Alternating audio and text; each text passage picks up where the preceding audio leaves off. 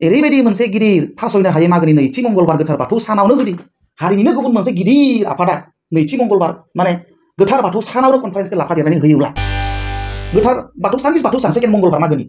बेयाव बर'नि जेबो गिदिर कनफारेन्स गोलैनो नाङा जेबो गिदिर मिथिं दावथिं गोलैनो नाङा गुबुन माबा खबा गोन्दो माबा माबि जेबो गोलैनो नाङा माने बर'नि गिदिर बियो सानसेखालि सासे राजाया सासे ऋषि मुनिनाव थांदोंमोन आरो सोंदोंमोन जे आंनि जिउआ बेसेबां गोलाव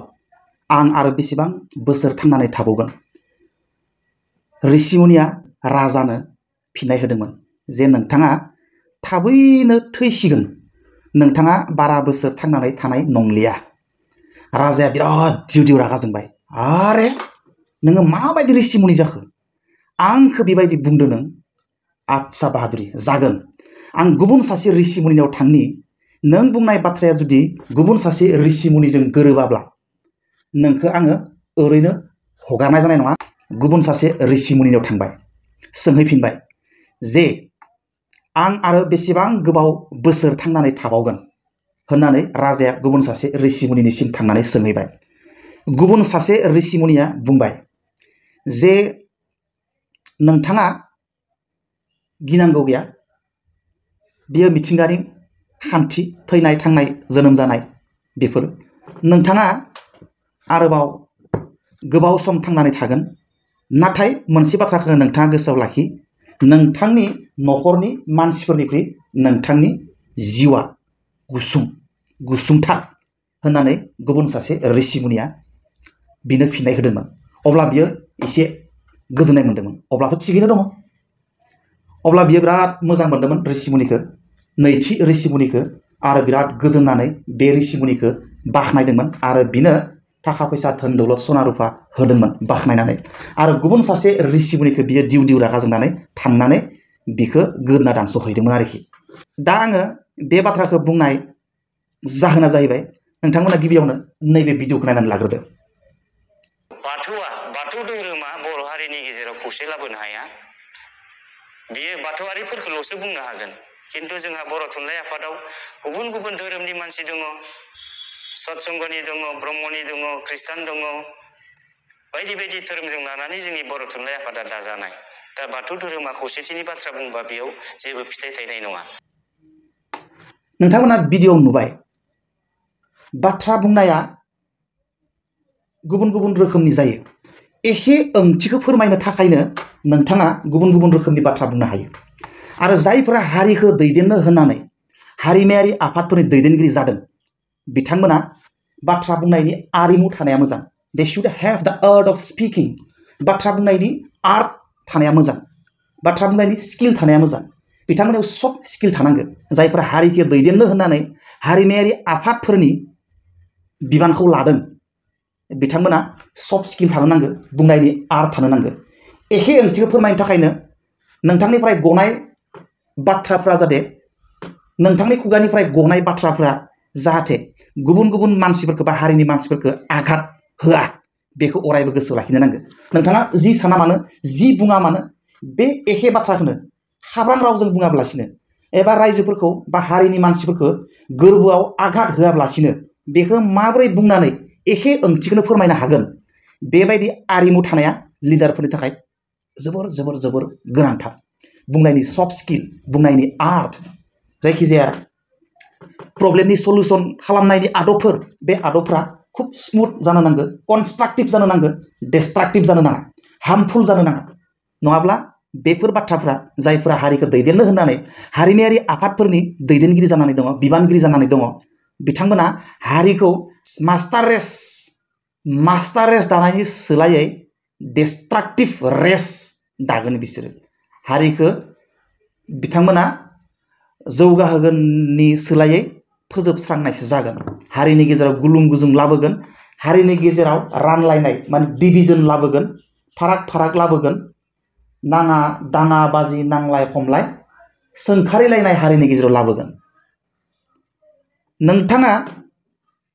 मोनसे जिनिसखौ जाय नोजोरजों नायगोन बेबायदिनो नुगोन ओंखायनो संस्कृतआव मोनसे बाथ्रा दङ मोनसे लाइन दं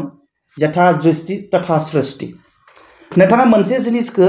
नेगेटिभ नोजोरजों नायोब्ला बेखौ नेगेटिभखौनो नुगोन सैथो बाथ्रा आरो बे एखे जिनिसखौ नोंथाङा निउट्रेल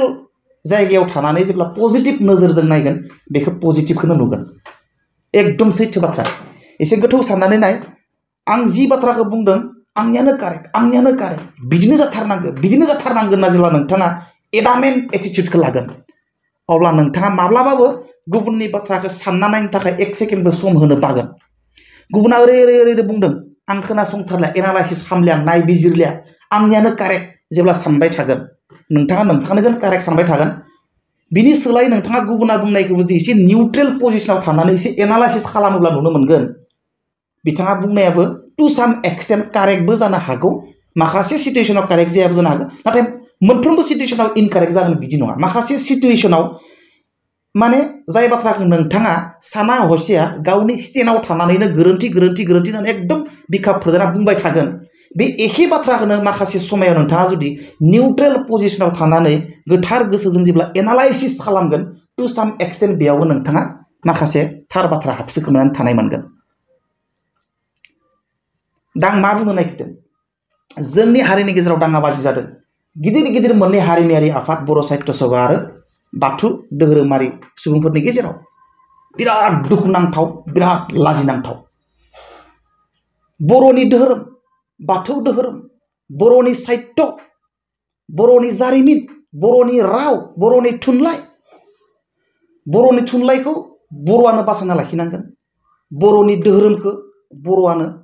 संरैखाथि होना लाखिनांगोन अनसायनांगोन बर'नि जारिमिन बर'आनो अनसायनांगोन बर'नि जानाय लोंनाय हारिमु गासैखौ बर'आनो हमथाना लाखिनांगोन अनसायनांगोन फोलावनांगोन फेहेरनांगोन फोसाबनांगोन जौगाहोनांगोन आरो दा बेबायदियाव जुदि बर'नि थुनलाइखौ फोजौहोनो नागिरदों माने बर' हारिखौ गोग्गोम मजबुत खालामनो नागिरदों बर'नि थुनलाइखौ जौगाहोनो थाखाय बर'नि थुनलाइखौ फेहेरनो थाखाय बर'नि थुनलाइखौ फोसाबनो थाखायनो बर' थुनलाइ आफाद थुनलाइया बर'नि बे थुनलाइखौ फोसाबनो जौगाहोनो फेहेरनो थाखाय बर' थुनलाइ आफाद धोरोमखौ जौगाहोनो थाखाय धोरोमारि आफाद धोरोमा जायखिजाया धोरोमानो मोजां आं रावबो धोरोमखौ मुगैनो थाङाखै आङो मोनसेल' धोरोमखौ गाज्रि मोनो मुगैयो आं बेखौ जोबथायाव बुंगोन नाथाय मोनफ्रोमबो धोरोमनि आइडिय'लजिया थांखिया मानसिखौ गोथार लामाजों दैदेननाय मानसिनो गोजोन लाबोनाय बेनोसै जायखिजाया जि धोरोमानो जाया मानो नाथाय नोंथाङा गुबुन धोरोमाव बै धोरोमावसो सान्थि दं बै धोरोमासो मोजां होननानै सानोब्ला जाय मानसिया गावनि धोरोम माने जायखिजाया धोरोम गावबा गावनि धोरोम जाय मानसिया गावबा गावनि धोरोम जि धोरोमानो जाया मानो जाय मानसिया गावनि धोरोमखौ मोजाङै बुजिया मोजां मोना एनालाइसिस खालामनो रोङाखै बे मानसिया गुबुन धोरोमखौबो बियो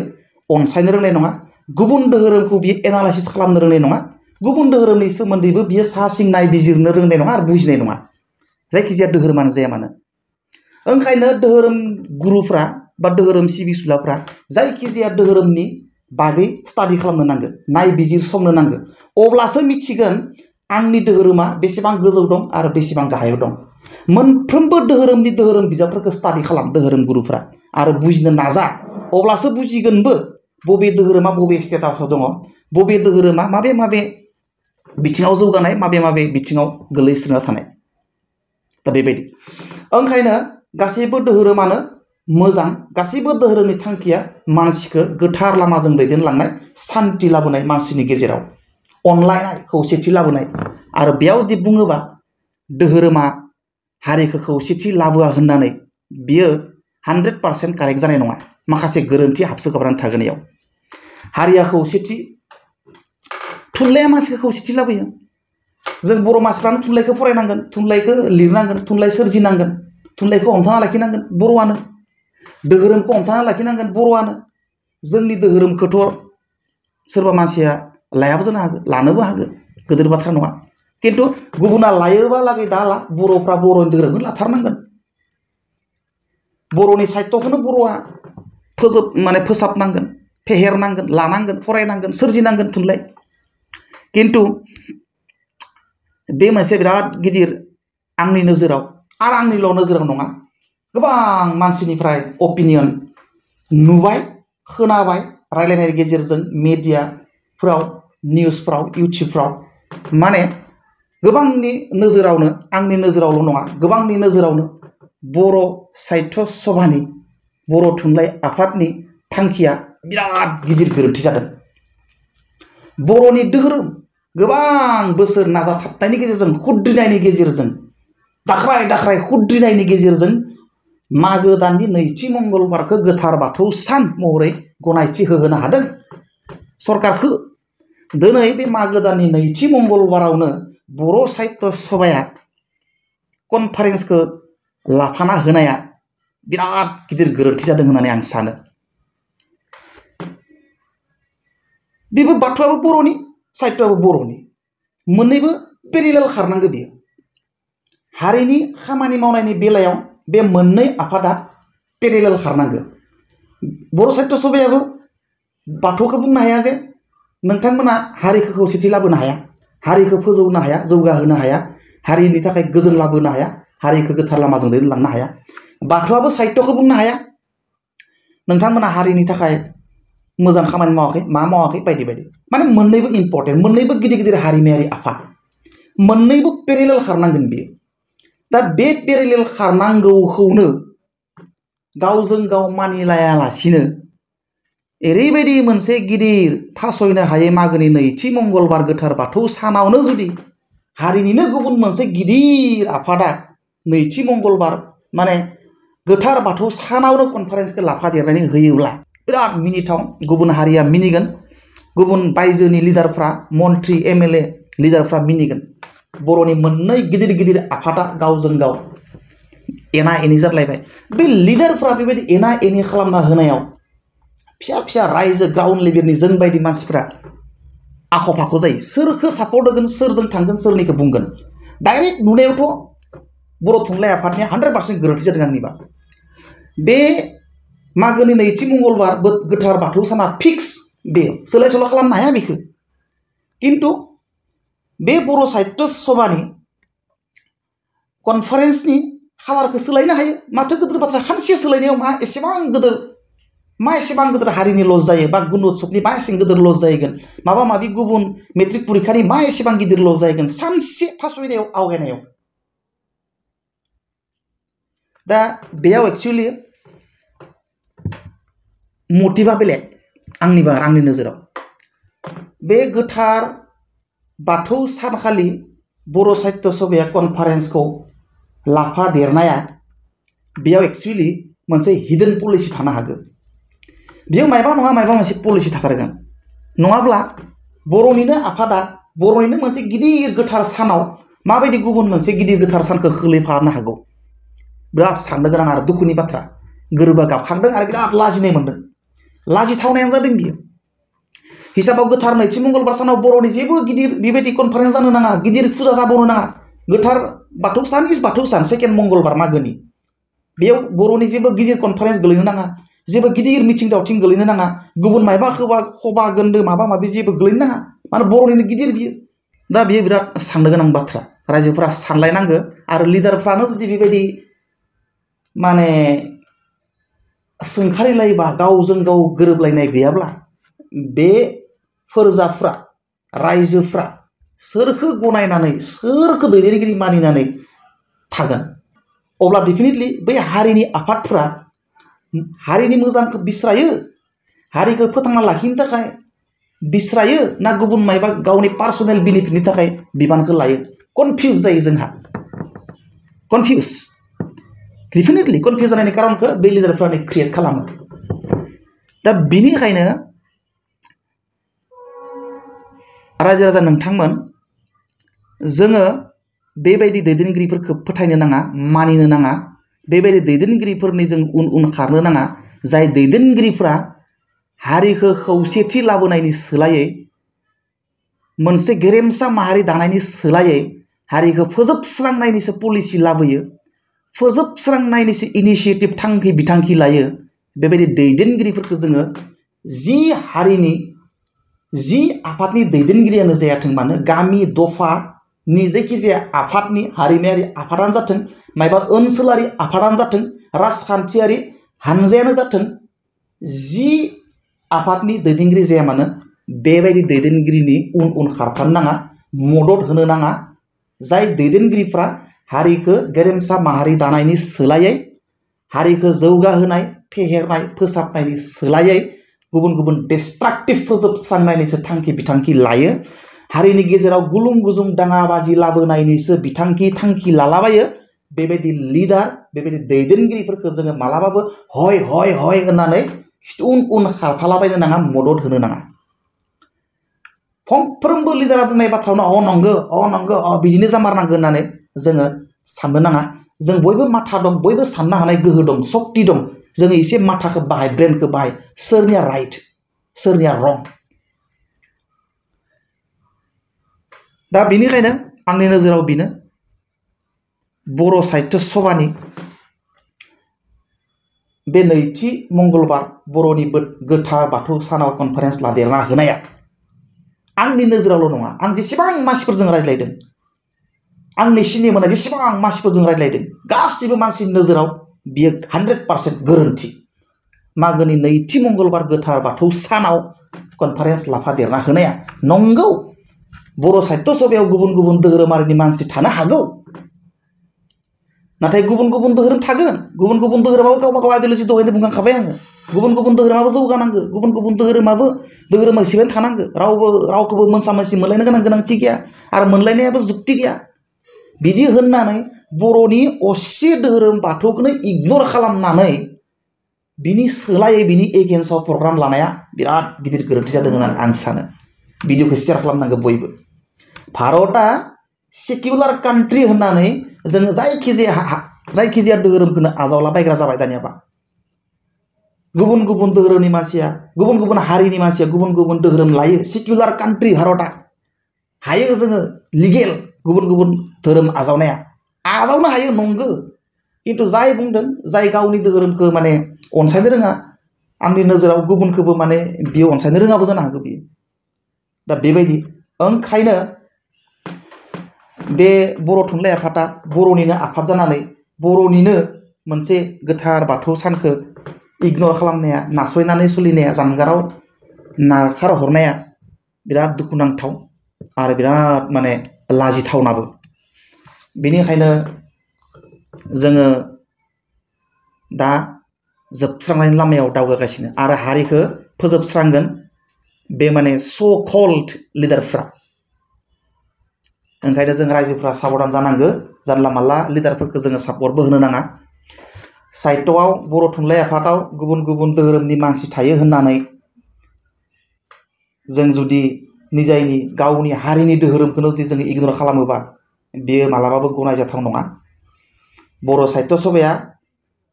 रावबो धोरोमखौ मुगैनो नाङा गासैबो धोरोमखौनो अनसाय मानो होनबा बेयाव गुबुन गुबुन धोरोमनि मानसिफोर दङ रावबो धोरोमनि एगेन्स्टआव जाहाथे इनिसिएटिभ्स लाया थांखि बिथांखि लाया गासैबो धोरोमखौनो अनसाय गासैबो धोरोमनिनो मेम्बार थानांगौ आंबो बेखौ बुङो आरो जों बयबो बेखौ बुङो रावबो धोरोमनि मोनसे गिदिर खालाराव बिदि मिथिं गिदिर लाफादेरना होनो नाङा ख्रिस्टान सत्संग बाथौ बायदि बायदि जि धोरोम दङ मानो आङो खुगायाव फैजोबाखै धोरोमनि मुंफोरा जायखिजाया धोरोमनि गिदिर मोनसे गोथार सानाव जाहाथे बिदि गिदिर प्रग्राम लाफादेरनानै होआ बेखौसो आं खावलायदों बाथौनि गोथार बाथौ सानखालिबो गिदिर बर' साहित्य सभाया गिदिर प्रग्राम लाफादेरना होनो नाङा बा ख्रिस्टाननि बेबायदि गिदिर मोनसे फोरबोआवबो बर' साहित्य सभाया माने गिदिर मोनसे प्रग्राम लाफादेरना होनो नाङा सत्संगनि माबा मोनसे गिदिर मेला दं माबा मोनसे बिराद गिदिर माने पर्व दं बे सानखालि बर' थुनलाइ आफादा माने बे एखे डेटआवनो सत्संगनि एखे डेटआवनो माबा गिदिर प्रग्राम लाफादेरना होनो नाङा मोनसेबो धोरोमनि गिदिर मोनसे फोरबोआव गिदिर मोनसे खुंथायाव बर' साहित्य सभाया बेबायदि गिदिर प्रग्राम लानानै होनो नाङा बेखौसो जों खावलायो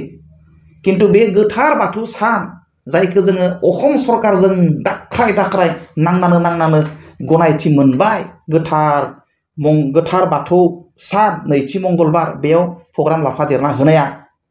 एकदम माने बर' हारिखौ आनसिभिलाइज्ड आनकालचार हारिनि मोनसे सिनायथि भिडिअखौ मोजां मोनोबा लाइक शेयार कमेन्ट खालाम। अके बाय बाय, सि इउ नेक्स्ट।